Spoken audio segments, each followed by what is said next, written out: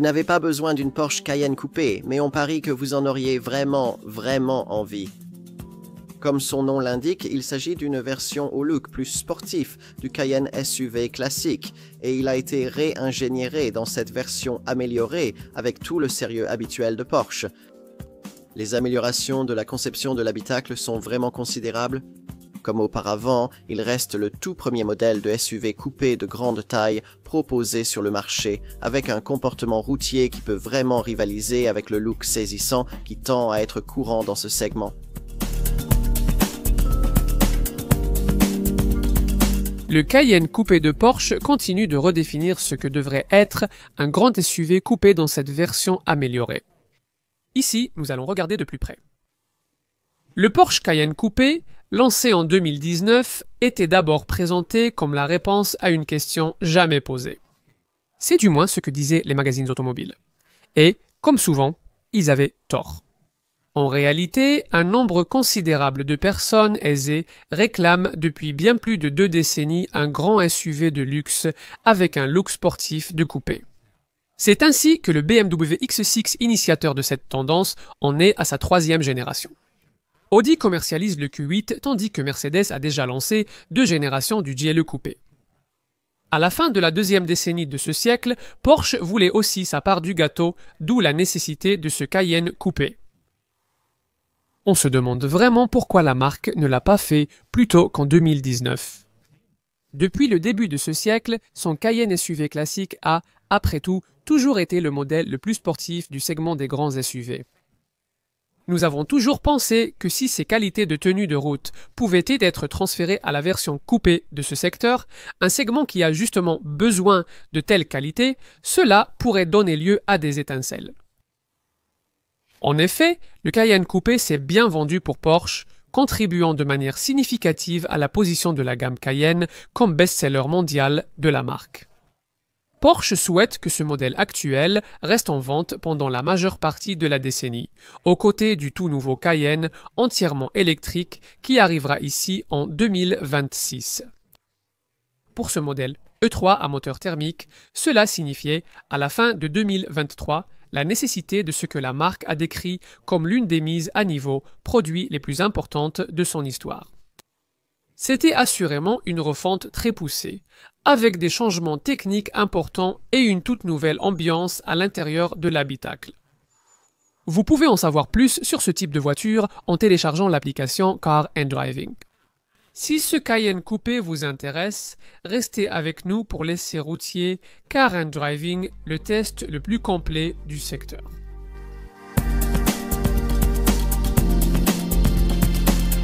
Vous ne serez peut-être pas surpris d'apprendre qu'un Cayenne coupé se conduit presque exactement comme un Cayenne ordinaire. Bien sûr, le Cayenne standard n'a rien d'ordinaire dans la façon dont il propulse près de 2,3 tonnes d'ingénierie de Zuffenhausen sur la route. Mais Porsche estime que cette variante à l'allure plus élancée est encore meilleure grâce à son centre de gravité légèrement plus bas, même si toute différence, s'il y en a une, est pratiquement impossible à percevoir sur la route ouverte. Comme pour la version classique, la direction est d'un tout autre niveau par rapport à ce que vous trouvez sur les gros SUV de la plupart des autres marques, étant ferme et directe.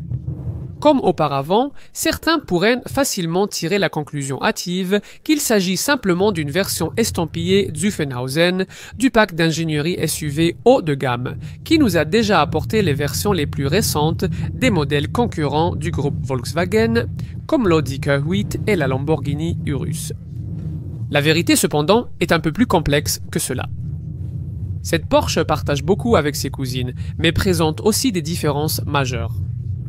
C'est la seule d'entre elles à utiliser ce châssis modulaire Längsbaukasten dans une version considérablement raccourcie, et le Cayenne possède son propre système de transmission intégrale sur mesure à embrayage, capable d'envoyer plus de couple vers l'arrière plus souvent.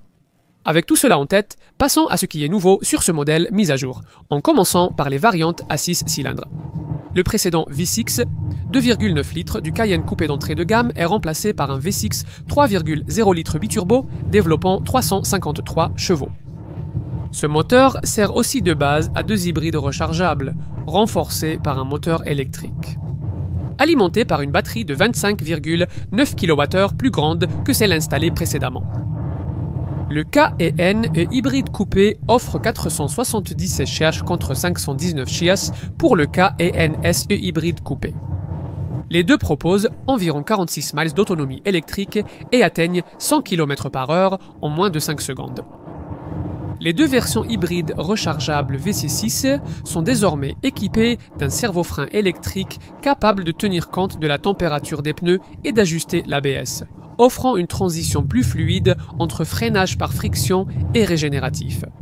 Mais pour profiter pleinement des performances de la Cayenne coupé, il vous faut une version V8.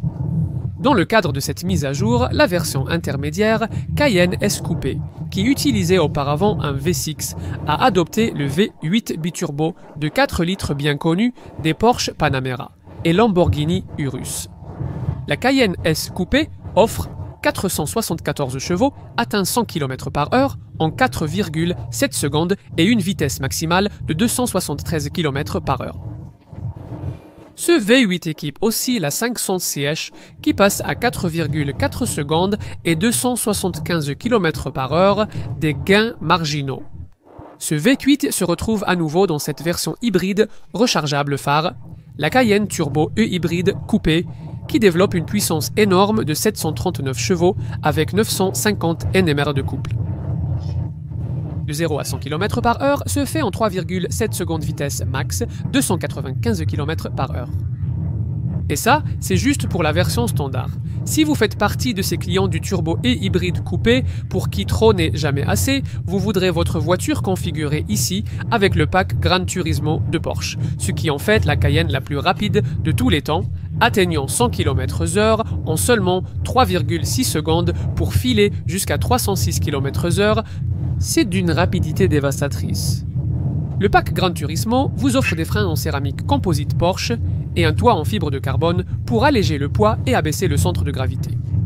De plus, des paliers spécifiques Gran Turismo augmentent le carrossage sur l'essieu avant de moins 0,58 degrés et, combinés à des roues avant plus larges, permettent une réponse de direction encore plus dynamique dans les virages, une précision de direction globale supérieure et une adhérence en virage nettement améliorée.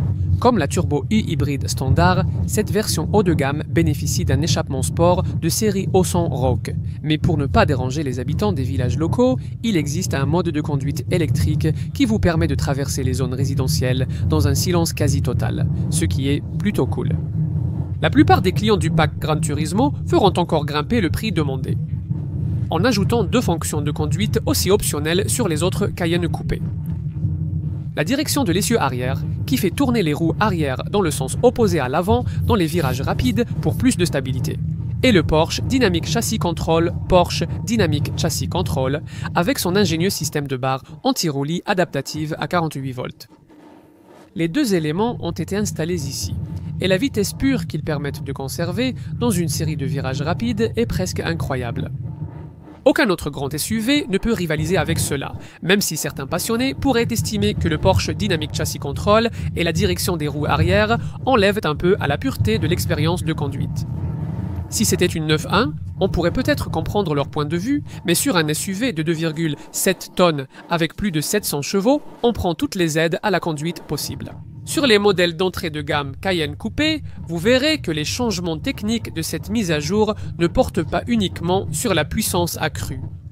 Chaque modèle est désormais équipé de pneus plus larges pouvant rouler à basse pression, ce qui améliore l'adhérence et fait de cette Porsche une référence encore plus marquée dans sa catégorie. Idéalement, optez pour la version avec suspension pneumatique à 2 chambres, disponible en option sur la Cayenne et la Cayenne S, et l'hybride de base.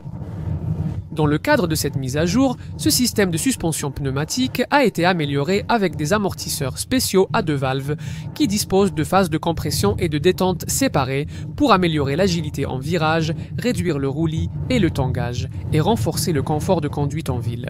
Il fonctionne de concert avec les modes habituels comme Normal, Sport, Sport Plus et le mode tout-terrain rarement utilisé, tandis que les hybrides rechargeables disposent aussi des réglages e-Power et hybride.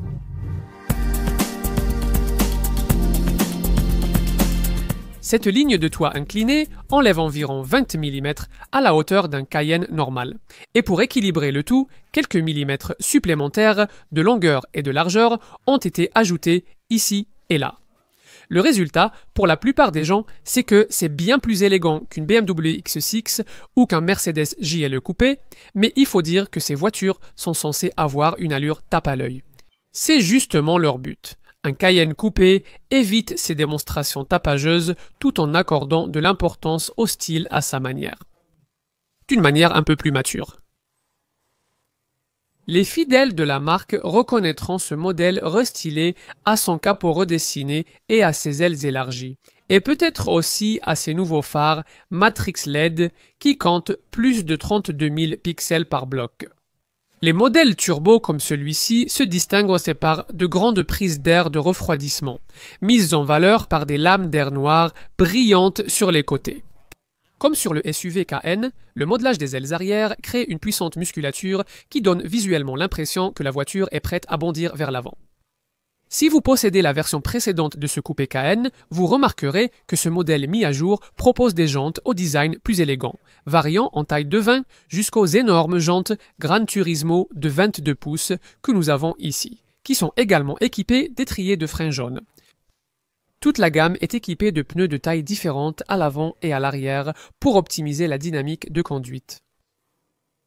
À l'arrière, une nouvelle barre lumineuse 3D et un bouclier redessiné avec plaque d'immatriculation en bas. Les modèles turbo, comme celui-ci, se distinguent par deux doubles sorties d'échappement en acier inoxydable brossé. Et cette version Gran Turismo haut de gamme reçoit ce discret mais extrême béquille de toit en fibre de carbone. D'accord, jetons un coup d'œil à l'intérieur de l'habitacle. Les principales modifications de ce nouveau design se trouvent à l'avant, à l'intérieur, où la marque a complètement repensé l'habitacle en s'inspirant de l'architecture intérieure Porsche Driver Experience de sa Taycan électrique. C'est assurément très différent de l'intérieur que proposait la version originale de cette génération. Le principal changement réside dans l'absence de casquette pour se combiner d'instruments redessinés, incurvés et entièrement numériques de 12,6 pouces qui proposent jusqu'à 7 affichages différents dont une disposition à 5 cadrans inspirée de la 911. Des poignées inclinées sortent toujours de chaque côté de la console centrale, mais ce panneau a été totalement revu lors de cette mise à jour.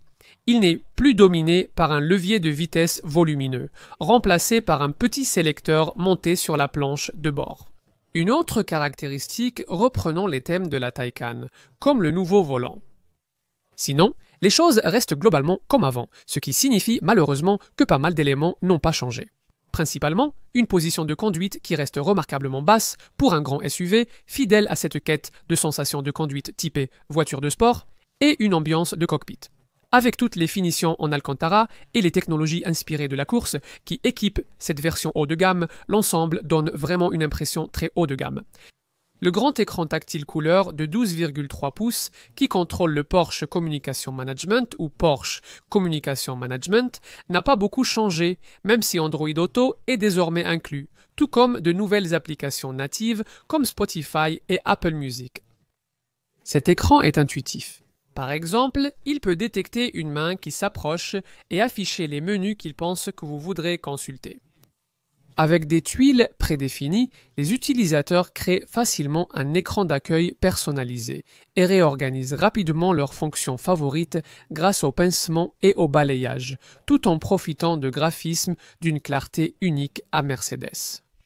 Ce tableau de bord repensé peut accueillir un troisième écran, un écran tactile optionnel de 10,9 pouces devant le passager avant, comme ici. Porsche affirme que cet écran supplémentaire pour le passager peut soulager le conducteur en permettant à quelqu'un d'autre de définir les destinations de navigation ou les réglages multimédia. Un film spécial sur l'écran du passager empêche le conducteur d'être distrait pendant que le véhicule est en mouvement. Quoi d'autre ? Le volant 3 branches offre une bonne prise en main et les sièges sport sont très confortables, assurant un bon maintien. Ils deviennent encore meilleurs si vous optez pour un réglage 14 ou 18 positions en option. L'habitacle offre aussi un bon espace de rangement. Essayons l'arrière.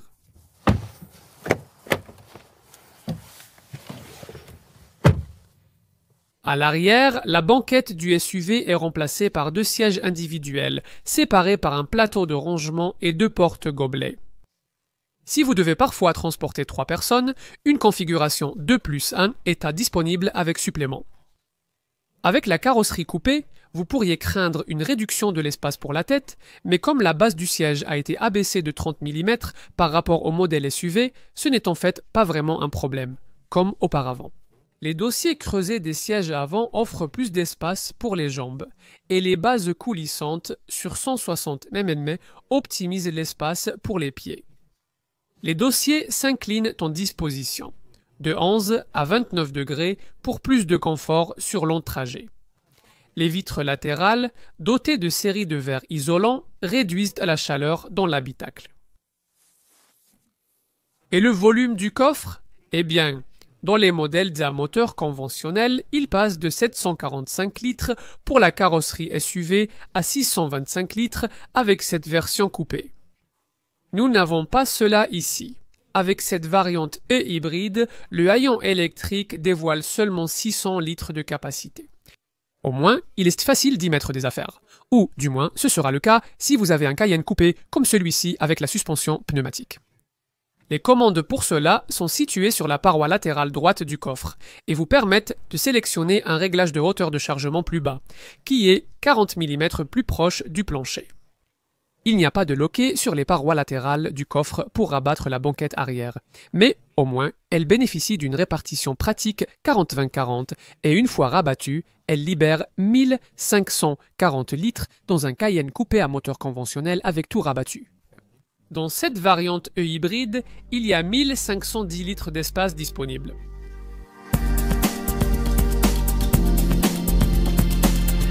Les prix ont pas mal augmenté depuis que nous avons testé la version originale de ce Cayenne coupé en 2019.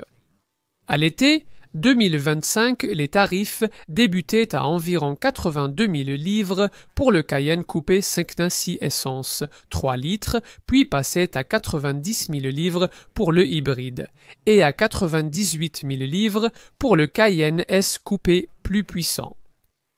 La version SI2 hybride coûte environ 100 000 livres, la variante GTS est à environ 109 000 livres et le coupé turbo et hybride haut de gamme est disponible soit en version standard à partir d'environ 146 000 livres, soit en version pack Gran Turismo, auquel cas la voiture coûte environ 166 000.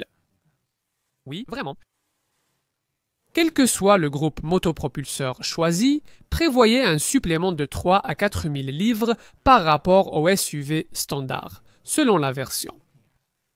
Dans tous les cas, ces chiffres restent assez compétitifs comparés à ceux demandés pour les versions haut de gamme des grands SUV coupés de luxe comme la BMW X6, la Mercedes GLE coupé et la Audi Q8. Si, après avoir envisagé toutes les options, vous choisissez vraiment une Cayenne, il faudra alors vérifier la générosité de Porsche sur l'équipement de série. Nous avons des sentiments partagés ici. La marque inclut désormais l'accès sans clé Comfort Access, une caméra de recul, des phares Matrix LED et la gestion active de la suspension Porsche avec amortissement adaptatif en équipement de série. Mais il faut toujours payer un supplément pour les barres de toit, les sièges avant chauffants et le régulateur de vitesse adaptatif, qui devrait vraiment être de série sur un SUV de luxe à ce prix. Au moins, la liste des équipements est meilleure qu'avant. Et en plus des caractéristiques spécifiques au modèle comme la boîte automatique Porsche Doppelkupplung et le système de transmission intégrale active, on compte désormais des jantes en alliage d'au moins 20 pouces et un haillon électrique. Bloc de feu arrière LED, vert teinté isolant la chaleur, phare et essuie-glace automatique. À l'intérieur, il y a des sièges sport à réglage électrique, 8 positions partiellement garnies de cuir. Vous profitez aussi de la climatisation Bison avec filtre pollen et charbon, et du régulateur de vitesse avec limiteur. Le rétroviseur intérieur et les extérieurs ont une fonction d'atténuation automatique. Le volant multifonction est équipé de boutons qui activent le système d'infodivertissement Porsche Communication Management.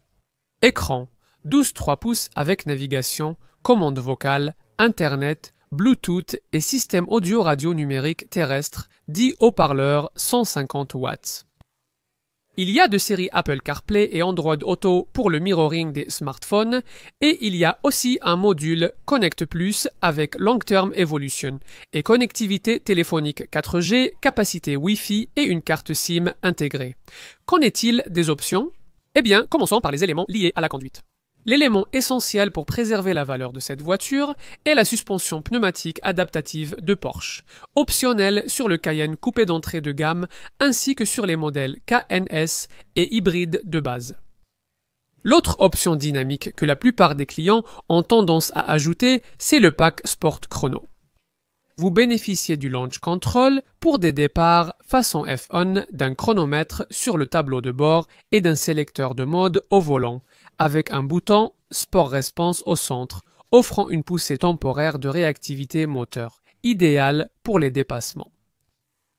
Sur un modèle grand public, vous ajouterez sans doute aussi cet échappement sport à la sonorité rock, typique de la version haut de gamme. Aller plus loin, c'est ajouter le pack Porsche Dynamic Chassis Control, soit le Porsche Dynamic Chassis Control avec barres anti-roulis sport adaptatives, limitant fortement le roulis en virage. Vous pourriez aussi vouloir le système ingénieux de direction de l'essieu arrière, qui, à haute vitesse, fait tourner légèrement les roues arrière dans la même direction que celle de l'avant, tandis qu'à basse vitesse, comme lors du stationnement, elles tournent dans la direction opposée. Résultat, plus d'agilité en virage rapide et manœuvres de stationnement facilitées. Les acheteurs de K et S peuvent également choisir le Porsche Torque Vectoring Plus, le pack Porsche Torque Vectoring Plus, qui agit dans les virages pour contrer à la fois le sous-virage et le patinage des roues en appliquant un léger micro-freinage sur la roue avant qui risque de perdre de l'adhérence. Quoi d'autre? Eh bien, on veut clairement ce système d'échappement sport, et si vous comptez utiliser la voiture de façon intensive et rapide, voire même occasionnellement sur circuit, il pourrait aussi être judicieux d'améliorer la puissance de freinage de ce modèle avec les très coûteux freins en céramique composite Porsche ou freins en céramique composite Porsche, que nous avons ici. Et la technologie des phares? Eh bien, vous pouvez l'améliorer en ajoutant une version haute définition du système de phare Matrix LED. Ces phares utilisent les données de navigation, tout comme une autre option électronique très tentante. Le système Porsche Inner Drive désormais amélioré, qui inclut le régulateur de vitesse adaptatif. Fonctionnalités aussi disponibles séparément. Après avoir défini une destination, le système Inner Drive analyse en continu les prochains kilomètres pour calculer les accélérations et freinages optimaux en tenant compte des virages, ronds-points, pentes, limitations de vitesse et du trafic. Il transmet ces informations à la boîte de vitesse, au moteur et au système de freinage, et vous pouvez ajouter d'autres fonctionnalités pour faciliter vos trajets. Cette voiture d'essai offre notamment l'affichage tête haute, l'aide au stationnement à distance et la vision nocturne. En dehors des fonctionnalités liées à la conduite, il y a bien sûr aussi de nombreuses options axées sur le confort que vous pouvez ajouter, et nous en avons un certain nombre ici.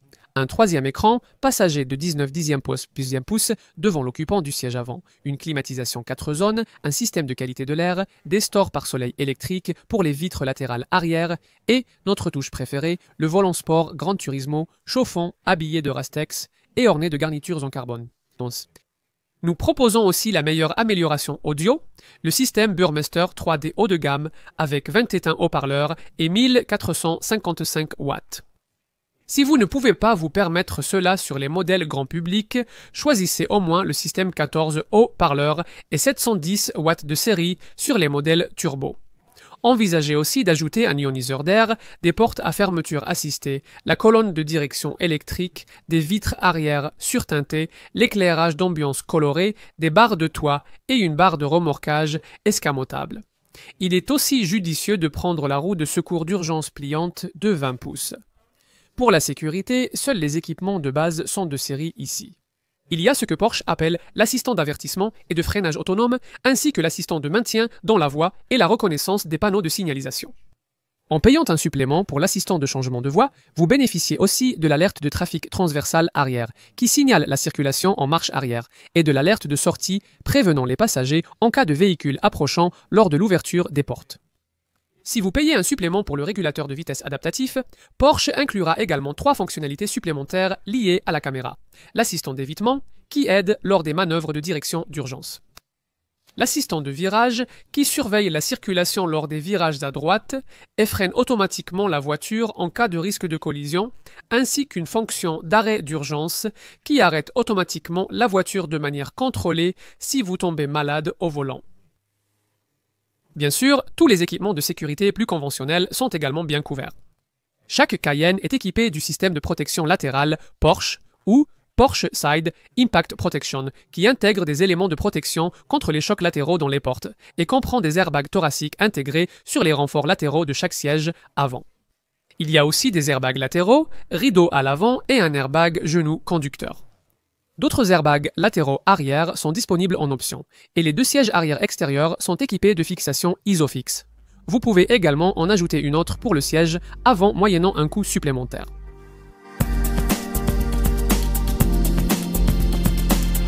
Il y a 10 ans, la seule chose verte chez les gros SUV rapides était la couleur de leurs passagers secoués sur des routes sinueuses.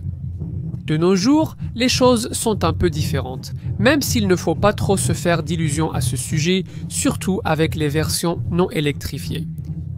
Le Cayenne Coupé VTZ6 essence de base affiche jusqu'à 10,7 litres au 100 km en cycle mixte avec jusqu'à 246 grammes de dioxyde de carbone par kilomètre. Et bien sûr, les choses empirent progressivement avec les deux V8 classiques. Le Cayenne S Coupé consomme jusqu'à 9,9 litres par 100 km pour 274 grammes de monoxyde de carbone, 2 par kilomètre, et le Cayenne GTS Coupé atteint 10,1 litres par 100 km et 277 grammes par kilomètre, expliquant le choix fréquent des versions hybrides rechargeables. Les V6 CI hybrides et 90 gras de dioxyde de carbone, 10 km consomment environ 3,9 L100 km. Worldwide Harmonized Light Vehicles test procédure et offre 74 à 77 km d'autonomie grâce à une batterie de 25,9 kWh dont 21,8 kW utilisables. Ce modèle turbo et hybride, coupé haut de gamme, utilise la même batterie que les V6 hybrides rechargeables, offre une autonomie électrique similaire d'environ 72 km, mais affiche une efficacité minimale de 110 g de dioxyde de carbone km pour 4,8 litres par 100 km ou 112 g km pour 4,9 litres par 100 km. Dans ce pack Gran Turismo 4 avec tous les derniers hybrides Cayenne Coupé, l'ajout d'un nouveau chargeur embarqué de 11 kW à la place de l'ancien modèle de 7 kW signifie que, même si la batterie est plus grande, elle se recharge toujours rapidement et évidemment bien plus vite que l'énorme batterie qu'il faudrait dans un véhicule électrique. Ici, la batterie peut être entièrement rechargée en environ 3 heures et demie à partir d'une borne murale de garage typique de 7,4 kW ou en 2 heures et demie si vous disposez d'une alimentation triphasée et d'une borne murale de 11 kW. Il vous faudra 4 heures lorsque vous êtes branché sur une prise domestique classique. Comme auparavant, le Cayenne hybride coupé propose également un mode e-charge, désormais amélioré, qui permet de recharger la batterie jusqu'à 80% grâce au moteur pendant que vous roulez. Mais cela reste une méthode très inefficace. Quoi d'autre? Eh bien, sur toute la gamme Cayenne Coupé, l'entretien ne sera pas particulièrement abordable. Les visites chez Porsche ne le sont jamais. Vous voudrez donc savoir que les intervalles d'entretien sur toute la gamme sont tous les 20 000 miles ou tous les 2 ans, selon la première échéance atteinte. Une visite plus importante chez le concessionnaire sera nécessaire au bout de 4 ans ou 40 000 miles. Les pneus et les plaquettes de frein ont tendance à être particulièrement chers. Étonnamment, la société n'a pas copié les autres marques en proposant une gamme de forfaits d'entretien prépayés au moment de l'achat. Mais les concessionnaires appliquent un régime d'entretien à prix fixe. Donc, vous saurez toujours exactement quels travaux seront effectués et combien cela coûtera. Les groupes d'assurance ne seront pas bon marché. Pour la version standard du coupé KN, c'est le groupe 45. Pour la version E-hybride, c'est le groupe 49. Toutes les autres versions du Cayenne Coupé sont classées dans le groupe 50. Comme pour tous les modèles de ce segment, la dépréciation peut être brutale. La valeur de revente prévue après 3 ans et 58 000 km se situe entre 41 et 56% pour son modèle turbo E-hybride haut de gamme. Sans surprise, c'est le modèle turbo E-hybride qui perd le plus de valeur, tandis que le hybride standard en perd le moins. Enfin, évoquons la valeur résiduelle. L'achat comprend la garantie classique de 3 ans sans limite de kilométrage, ce qui est assez rare. Les propriétaires de Cayenne profitent aussi d'une assistance dépannage et d'une garantie peinture de 3 ans, ainsi que d'une garantie anti-corrosion de 12 ans. Si vous achetez l'un des modèles hybrides, la batterie est couverte par une garantie propre de 8 ans ou 100 000 km.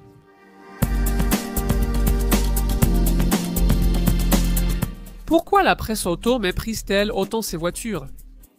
De plus en plus de gens en rêvent autant que d'une Porsche 911 ou d'une Ferrari 296. Idéalement, bien sûr, vous auriez une voiture de sport et un SUV sportif. Et si votre garage aux poutres de chêne avait la chance d'accueillir à la fois un Cayenne coupé et une 911, on pense que votre vie automobile serait plutôt bien comblée. Les modifications apportées à ce modèle amélioré sont significatives et appréciées, mais elles ne changent pas fondamentalement son attrait principal. La technologie reste impressionnante. Direction arrière, suspension pneumatique, système anti-roulis, etc. Mais même si vous ne poussez pas jusque-là, vous aurez quand même une voiture qui redéfinit dynamiquement ce qui est possible dans ce segment, comme les Porsche l'ont toujours fait.